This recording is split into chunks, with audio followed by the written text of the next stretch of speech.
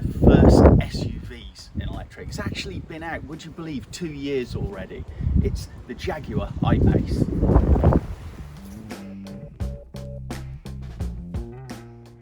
So, although this is one of the first SUVs that came out that was all electric, there's been lots of competitors that have come onto the market. More recently, you've got the Polestar 2 that will compete with this, as well as the Audi e-tron and the Mercedes EQV, the very, very new one.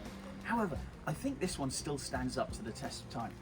So, this is the top of the range HSE model, and it comes with 20-inch alloys as standard. You can go up to 22 should you wish, but I think these look plenty good enough. The range on this is 274 miles, which bizarrely is less than the entry model, which is 298.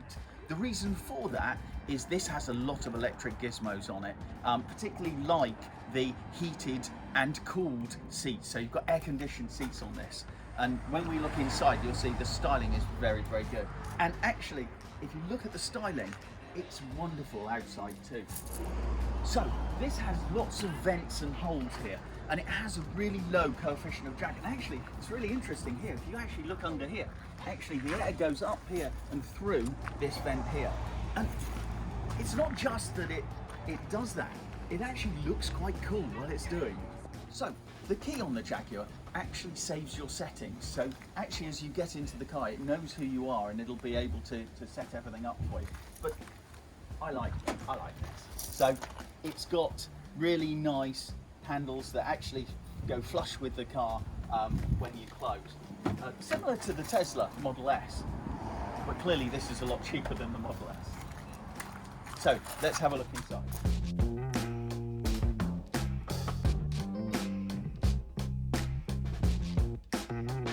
So this has the optional sports seats, which actually do, when you've got the electrics down here, can actually grip you to fit, which is a nice touch, because sometimes we're all different sizes. And clearly, I'm not very big, so these tend to be relatively comfortable for me.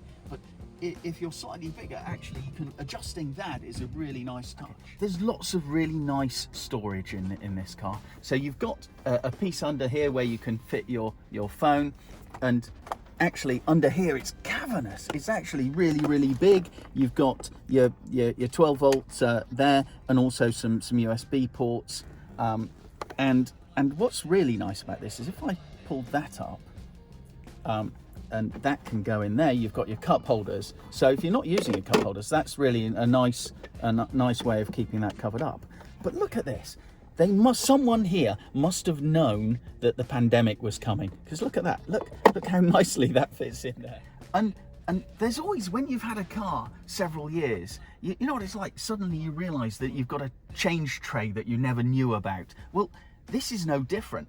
Actually, although you've got a pad there for putting your phone in, actually just under here, and you need to feel around to find it, there's actually a couple of USB charging points. So actually you can plug your phone in under here. But you could easily miss that. So what you've got here is your infotainment system, which is actually a 12.3 inch screen, main screen, but also you've got sub-screens. So you've got a screen on your, clearly a fully digital display, as most do up the front, but also you've got a programmable one here. So that's really nice. You actually have separate screens showing different things, which is much nicer than, say, the equivalent Tesla, which only has one screen which will show everything.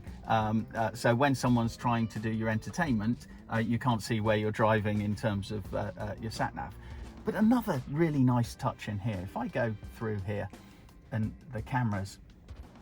So this is a display showing from up. Although what it's doing is it's projecting from the side cameras and showing you a virtual display. So you can always check whether you're in the white lines.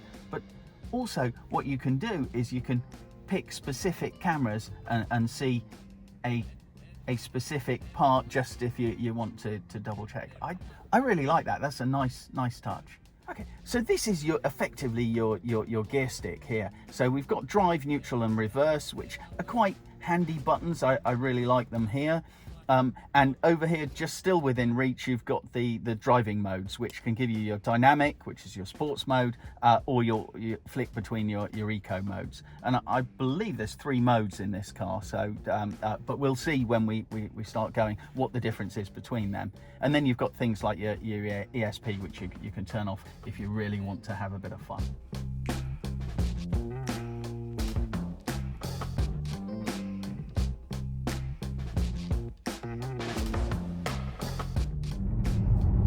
Okay, so first thoughts. This is really nice. The front dial actually has a charge power, which is reminiscent of the old rev counter that you used to have, and in some ways, in many other electric cars, I miss a little bit. I quite like seeing how much power I'm putting down, and actually having that up front is a nice touch. For a car that's been around for 2 years, this still feels really modern inside. This reminds me, actually, as I got in, it really reminds me of the Porsche Taycan that we reviewed the other day. And can I just say at this point, please do subscribe, hit the subscribe button. We are going to be doing reviews every week. We've got some really exciting ones coming up, particularly one of the first electric estates, the MG5, we'll be reviewing in the next few months. So hit the subscribe button and you'll be the first to see that. So this is constant 4-wheel drive, and although it's a really heavy car, over 2 tons of car, it drives really nice. And although again from outside it looks really low and feels and looks much more like a saloon car, when I'm sat in it, I feel an elevated driving position. And whilst it might not be quite as high up as say the BMW X5, it's still quite a nice position. And yet it's driving more like a sports car than an SUV. So I've put it in dynamic, and I'm just going to show you what the 0-60 is. The 0-60 book is about 4.5 seconds on this, but I'm reliably informed that when it's in dynamic, it makes a noise. So let's hear. Whoa! Okay, and there's 60. It's quite funny. Tom said to me, there's a corner up here, and he said, yes, but there's a corner. And I jokingly said, we'll be from 0 to 60 and back down to 40 before the corner. And indeed, here we are at 20. That is just phenomenal for such a heavy car. That is really, really nice. And the noise, I'm not sure if it's the same noise outside, but it's really nice just to have some kind of positive affirmation that you've got speed happening. Because one of the things I do miss with all electric cars is that growl, that real I'm going fast and I know it, and this just gives you a little bit of that back. That's nice.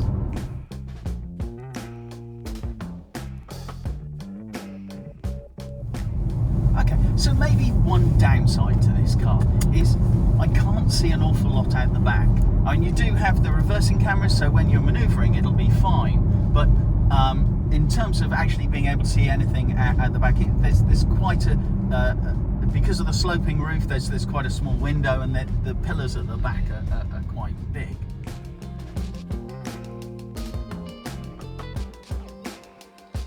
So a few nice options on this. It's got a heated front windscreen, which will be really nice in the winter. A heated steering wheel, and this has the optional glass panoramic view, which tends to come as standard on a lot of electric cars now, but on this one is £1,000 option.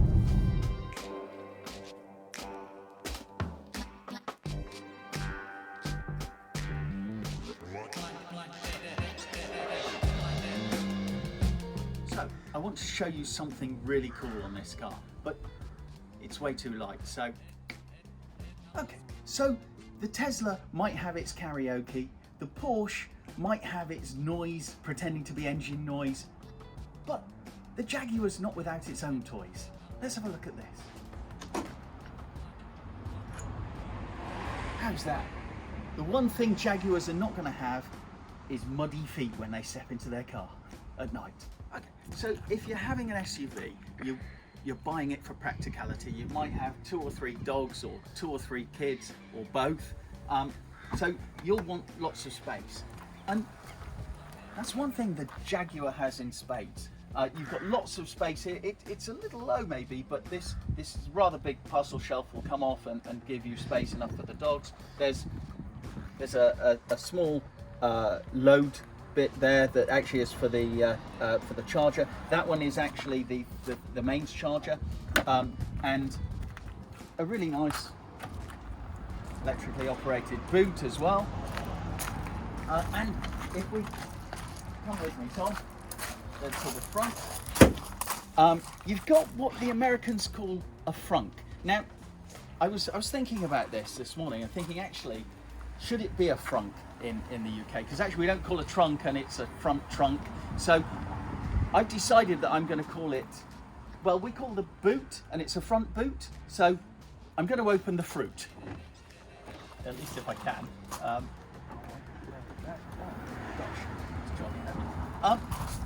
Probably not as much space in here as you might have in a Tesla or some of the other electric cars, but enough space to put the charger in, so you can keep it out of the back.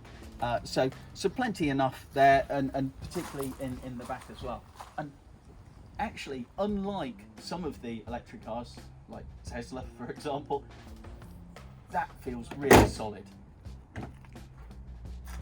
This might be 2 years old now, but it's been built from the ground up as an electric car, and you can feel that when you drive it. You can feel the quality. It is every bit Jaguar quality. It's not like the old, for those of you that remember the X-Type that was not really a Jaguar and was really a Ford Mondeo, this isn't like that at all. This is proper Jaguar, proper quality, and still very practical. You might want to look at some of the other up-and-coming SUVs if you're comparing it, but certainly, you know, this is priced around 70,000 for the top of the range. Is a very good option.